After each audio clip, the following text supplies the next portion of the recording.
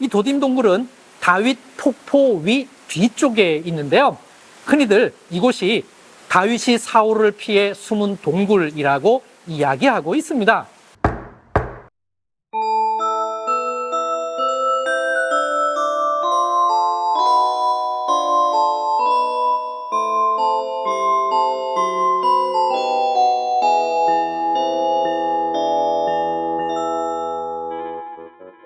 사울이 블레셋 사람을 쫓다가 돌아오매 어떤 사람이 그에게 말하여 이르되 보소서 다윗이 엔게디 광야에 있더이다 하니 사울이 온 이스라엘에서 택한 사람 3,000명을 거느리고 다윗과 그의 사람들을 찾으러 들염소 바위로 갈새 길가 양의 우리에 이른즉 굴이 있는지라 사울이 뒤를 보러 들어가니라. 다윗과 그의 사람들이 그 굴 깊은 곳에 있더니 다윗의 사람들이 이르되 보소서 여호와께서 당신에게 이르시기를 내가 원수를 내 손에 넘기리니 내 생각에 좋은 대로 그에게 행하라 하시더니 이것이 그날이니이다 하니 다윗이 일어나서 사울의 겉옷자락을 가만히 베니라. 그리한 후에 사울의 옷자락 뱀으로 말미암아 다윗의 마음이 찔려 자기 사람들에게 이르되 내가 손을 들어 여호와의 기름 부음을 받은 내 줄을 치는 것은 여호와께서 금하시는 것이니 그는 여호와의 기름 부음을 받은 자가 됨이니라 하고 다윗이 이 말로 자기 사람들을 금하여 사울을 해하지 못하게 하니라. 사울이 일어나 굴에서 나가 자기 길을 가니라.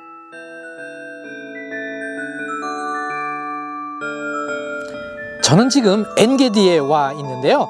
엔게디에는 나칼 아르곳과 나칼 다비드가 있고 그 사이는 마치 산처럼 우뚝 솟아 있습니다. 이곳에서 게디를 쉽게 볼 수 있는데요. 게디는 어린 들염소 새끼라는 뜻입니다.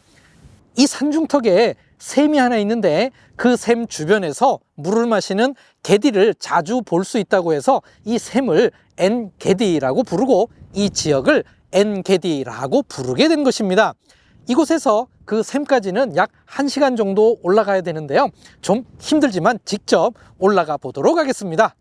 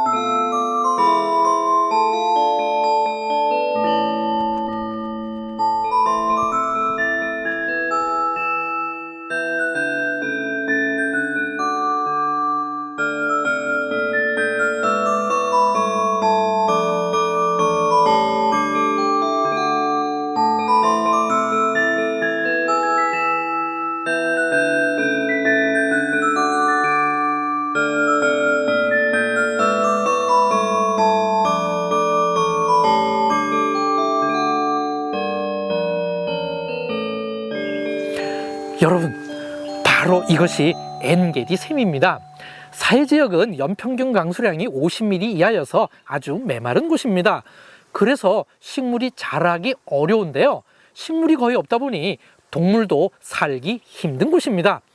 하지만 여기는 다릅니다. 이렇게 마르지 않는 샘이 있어서 이 주변에 동물들이 많이 서식하는데요. 그 중에 게디가 많이 살고 있습니다. 그래서 이 샘을 엔게디 샘이라고 부릅니다. 엔게디는 다윗이 부모님을 모압 땅으로 모시고 갈 때 들렸던 곳이고 돌아올 때 다시 들렸던 곳입니다. 셀라 하마누곳 사건 이후 다윗은 이곳 엔게디에 머물고 있었습니다. 그러자 사울은 놀랍게도 온 이스라엘에서 택한 3,000명을 데리고 다윗을 잡고자 이곳까지 왔습니다. 사울은 다윗을 잡고자 3,000명을 동원했는데요. 이는 사울이 동원할 수 있는 상비군 전체입니다. 결코 적은 숫자가 아닙니다. 왜 사울은 이렇게 무리한 동원을 했을까요? 여기에는 크게 두 가지 이유가 있습니다. 첫 번째는 사울은 다윗에게 뛰어난 군사적 재능이 있음을 알고 있었기 때문입니다. 두 번째는 목동 출신인 다윗은 이 광야를 잘 알지만 농부 출신인 사울은 이 광야를 잘 모르기 때문입니다. 이러한 상황이니 사울 입장에서는 다윗이 두려워서라도 그가 동원할 수 있는 상비군 전체를 이끌고 이곳 엔게디로 출동했던 것입니다. 들림소는 주로 바위가 많은 절벽에서 목격되는데요. 이는 절벽이 천적들로부터 자신들을 보호해주는 천혜의 지형이기 때문입니다. 엔게디는 대부분이 바위로 이루어져 있기 때문에 다윗 시대에 성경에서 말하는 들림소 바위가 어느 바위인지 특정할 수는 없습니다. 하지만 사울이 들림소 바위에 갔다는 것을 통해 그가 절벽에 근접했음을 알 수 있습니다. 사울은 절벽에 가까이 온 후 길가 양의 우리 굴 안으로 들어갔습니다. 이스라엘 광야는 가느다란 잔주름 같은 형태의 길들로 온통 뒤덮여 있습니다. 광야에 있는 이런 작은 길들은 사람의 길이 아니라 양의 길입니다. 수백 년 혹은 수천 년 이상에 걸쳐 양떼들이 밟고 지나가서 생긴 발자국들의 연속입니다. 그래서 광야에 길이 있다면 그것은 양의 길입니다. 사울은 절벽 가까이에 접근했고 가파른 절벽에 나 있는 양들의 길을 따라다니며 다윗을 추격하고 있었던 것입니다. 저는 지금 엔게디의 도딤 동굴에 와 있습니다. 이 도딤 동굴은 다윗 폭포 위 뒤쪽에 있는데요. 흔히들 이곳이 다윗이 사울을 피해 숨은 동굴이라고 이야기하고 있습니다. 사울은 급한 생리적 현상을 해결하기 위하여 길가 양우리 굴에 들어갔습니다. 오늘날에도 베두인들이 광야에서 양을 돌보다가 야영을 할 경우 양떼들을 굴에 놓고 그 앞에 울타리를 칩니다. 그러면 훌륭한 양우리가 되는 것이죠. 그래서 양우리와 굴은 자연스러운 조합입니다. 하지만 사울은 이곳이 위험할 수 있다는 것에 대해서는 전혀 신경 쓰지 않았습니다. 그 이유는 뒤가 너무 급해서 그랬거나 아니면 그는 농사 짓는 사람이었기에 목동들의 광야 생활 습관을 잘 몰라서일 것입니다.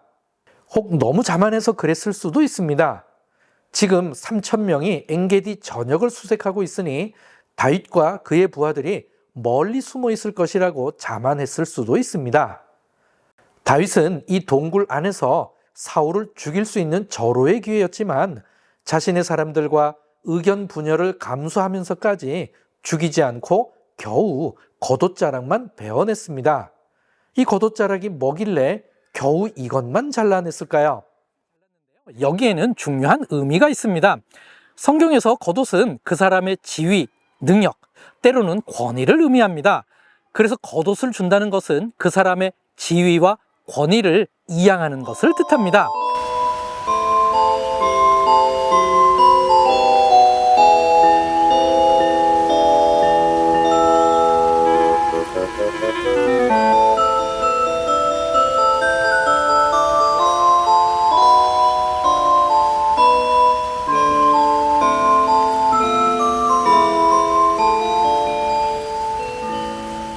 그렇다면 겉옷을 자른다는 것은 무슨 의미가 있을까요? 성경에서 겉옷을 자르는 것은 왕국의 분열을 의미합니다.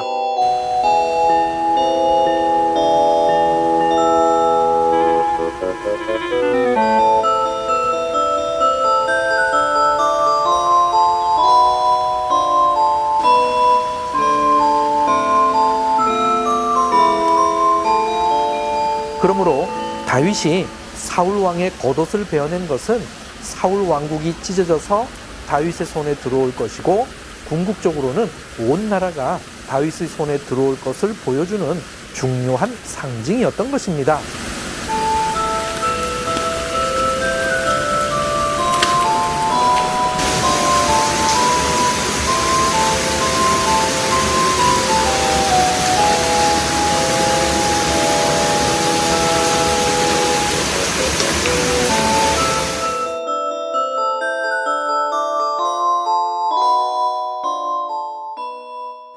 내 아버지여 보소서, 내 손에 있는 왕의 옷자락을 보소서.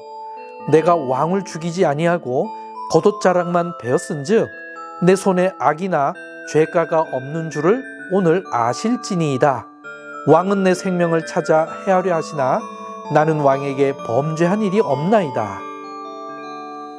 다윗이 사울에게 이같이 말하기를 마침에 사울이 이르되 내 아들 다윗아 이것이 내 목소리냐 하고 소리를 높여 울며 보라 나는 내가 반드시 왕이 될 것을 알고 이스라엘 나라가 내 손에 견고히 설 것을 아노니 그런즉 너는 내 후손을 끊지 아니하며 내 아버지의 집에서 내 이름을 멸하지 아니할 것을 이제 여호와의 이름으로 내게 맹세하라 하니라.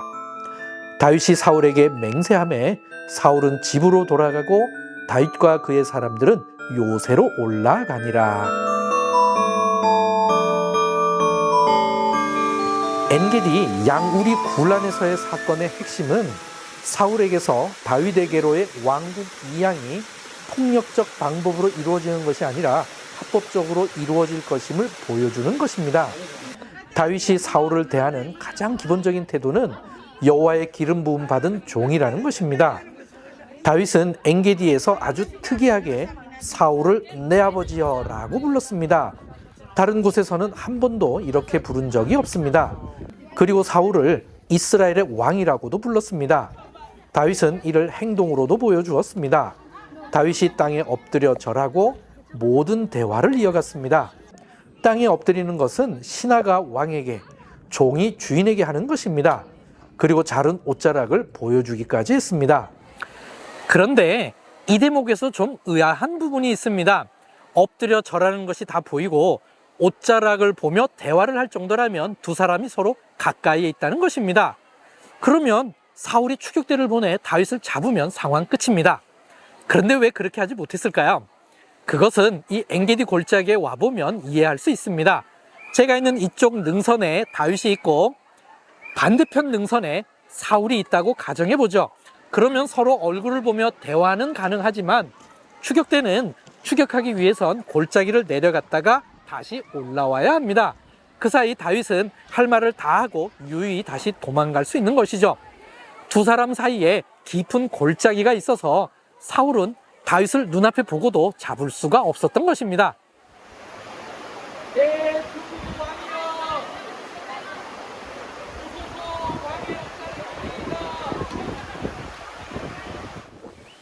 다윗의 말을 듣고 사울은 울었습니다. 그리고 사울은 다윗을 내 아들이라고까지 표현했는데요. 서로 속담을 주고받은 후 사울은 아주 중요한 고백을 합니다. 다윗이 이스라엘의 왕이 되고 다윗의 손에서 견고하게 될 것이라고 했습니다. 이는 이스라엘의 왕권이 다윗에게 넘어갈 것임을 스스로 인정하는 중요한 순간입니다. 이것이 엔게디 사건의 핵심이라고 할 수 있습니다.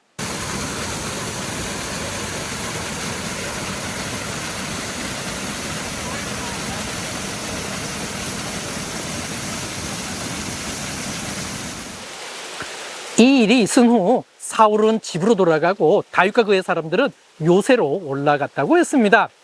또 다른 형태의 셀라 하마누곳, 즉 분리의 바위라고 할 수 있는 것이죠. 이 사건 이후 사울과 다윗의 위상이 달라지기 시작합니다. 과연 다윗의 여정에 어떤 사건들이 기다리고 있을까요? 베들레헴에서 예루살렘까지 10번째 여정에서 뵙겠습니다.